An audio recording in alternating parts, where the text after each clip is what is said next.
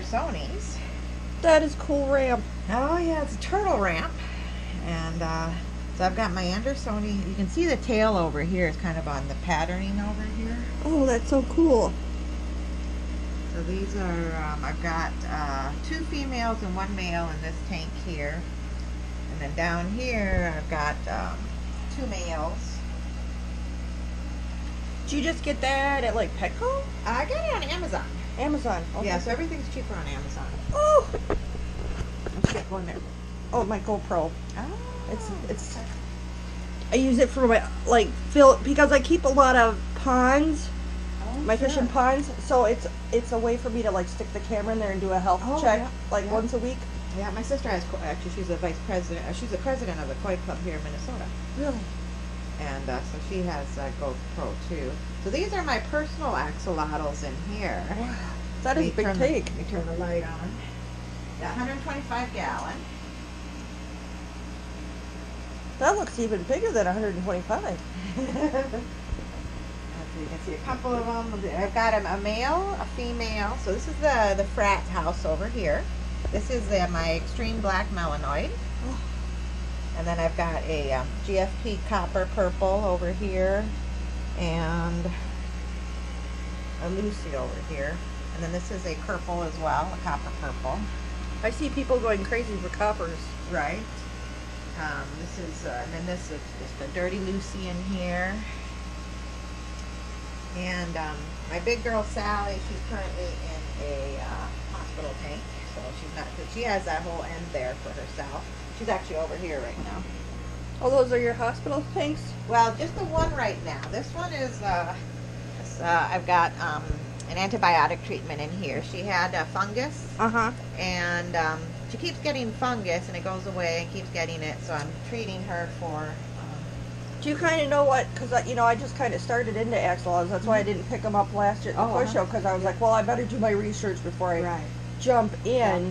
What kind of can bring on funguses? Oh, sometimes it's the heat. So if it's too warm, if it's above 68 degrees, or the heat will bring the fungus in. Sometimes it's the water conditions. So if you have too soft of water, that can affect the slime coat, and then when the slime coat gets damaged, it can kind of make them prone to some bacterial infections. Sometimes it's just poor quality water, so there's a number of different things that may cause it. I find that some of my axolotls are just more prone to it than others. Yeah. I don't know exactly why. Right, this one doesn't have anything in it right now. Yeah. And then this one had one of this Andersoni over here. But I just noticed this morning he had some fungus, so. And that's the little bit of white dotting on the feet? Yeah. And a little bit on the gills? Actually on the gills. The feet are fine. That's just his coloring. So that's more of a wild color with the... Yeah, that's an Andersoni salamander, so it's different than axolotl. Oh. It's a different breed. You can see the gills are really fluffy. And, yeah. They got the big legs. See, the legs are so huge. So, question for you, because I've been reading that, the Indian almond leaves are... Yeah. So does that affect your pH? And when you go to do water changes, then you have to It lowers your pH. Yeah. So you can, if you add Epsom salt, like a mix of Epsom salt and non-iodized salt. I do about a teaspoon per 10 to 15 gallons, depending. That helps with the kind of keep the pH stable. You can also use baking soda. Okay. To in very small amounts and slowly raise the pH. So you can also add some baking soda to raise the pH. And this guy actually, he's got a broken back. Oh. He, special needs. He's a special needs one. That's part of why he's in there. But part of the problem is that when they're in tubs, the water's warmer, and then they're more prone to fungus. So it's kind of a catch-22. But.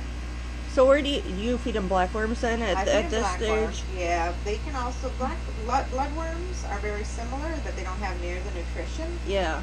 But bloodworms work. I mean, when I had Sally, I was new to axolotls and I didn't know anything about axolotls, and I wasn't on any groups or anything. And I fed her bloodworms till she was about a year old, and she was fine. I'm looking to order them, but if there's a place, because I've been, I'm from Hayward, so I went all the way up to Duluth and Rice Lake and like every pet store, and I have not found live blackworms anywhere in them. So you get your ship. Sometimes you have to call the different pet stores, but I get mine shipped in from Eastern Aquatics. Oh, these are adorable. So these are the melanoids in here. This morning I was going through and sorting them and taking some videos. And then I've got, over here are the 7-inch wilds. So these are the 7-inch, the larger wilds are all up in here. And then I've got a few Lucy's up here, but I've got also some, these are pure wilds. Really? Those come from England. So I'll bring one of these down so you can see. They are actually, when they're under light, they're actually greenish in color. Yeah.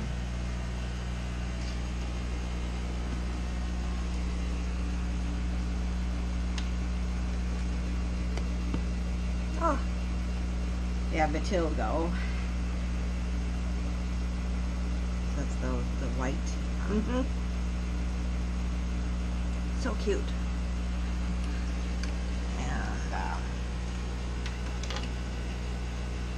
And then I also have some special coppers that are also coming.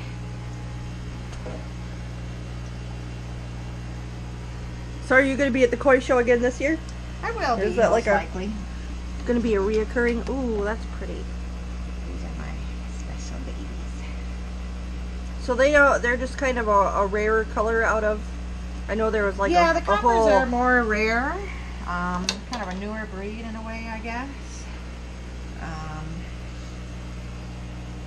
And this line here is from England, which is nice because sometimes they get overbred in the United States. So I'm planning to like breed these with some regular ones and kind of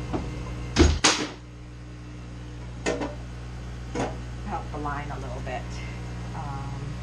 And then, what else do I have for fun stuff? Oh, they're so cute. Well, I've got, these are some Dirty Lucies that I got from a different breeder that I'm growing out for myself. The one's a GFP. This one's the GFP one. And then the other one's just a regular Dirty Lucy. And then I also have, this one's from another breeder. This is another copper purple. So you kind of swap them out to keep your bloodlines a little. Yeah. You don't want to necessarily breed the siblings, so like this one I'll breed with some of those later once it's bigger. As well as some of these coppers here, they've got some copper mel in their bloodline as well. So, and these have copper mel in their bloodline, so hopefully I can get some copper mels out of that. Now, which ones were the purple hue blacks? So these are the ones all in here, and I'll got some different. Hope you don't mind me making you.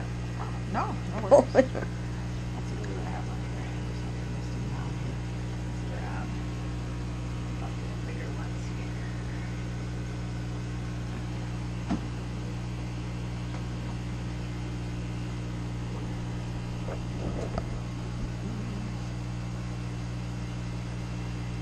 We have kind of varying sizes of them, but we'll find a little bit bigger ones here to pull out. And let me put it.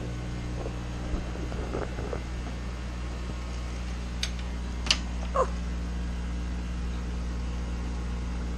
That one's really black.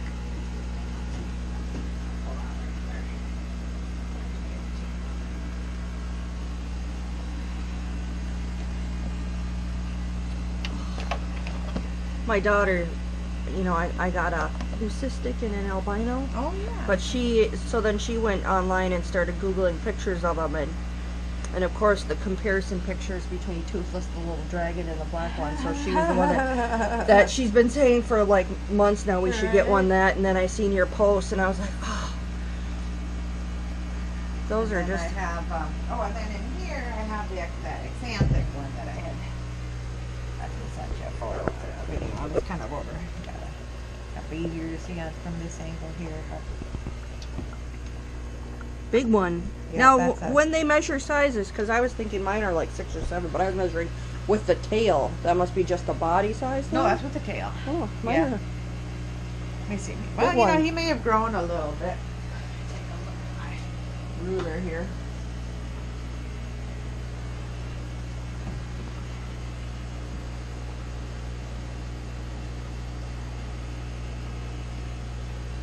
About that. Measured it the wrong way.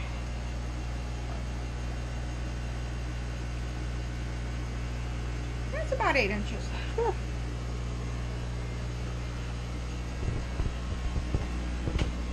And I have, I'm still gonna go home and order one of those ramps. and these over here are wild, and so I'll show you how those are a little bit different. Unfortunately, these were kind of surprise babies, so I wasn't anticipating breeding any at the moment, so I'm kind of overflowed here.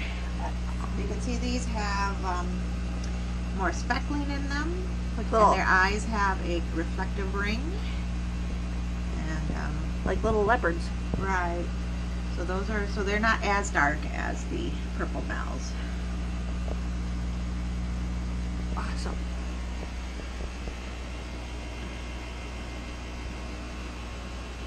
And It must be quite a task to remember which ones you were at and where for when you're doing your water changes. yeah, well, and what I do is typically in the morning I do like the ones on the floor, and then or vice versa. In the evening I do the ones over here, and then in the weekends I do the big tanks. Yeah. And so right now, actually, I've got 2 tanks going here, but I don't have any axolotls in them at the moment.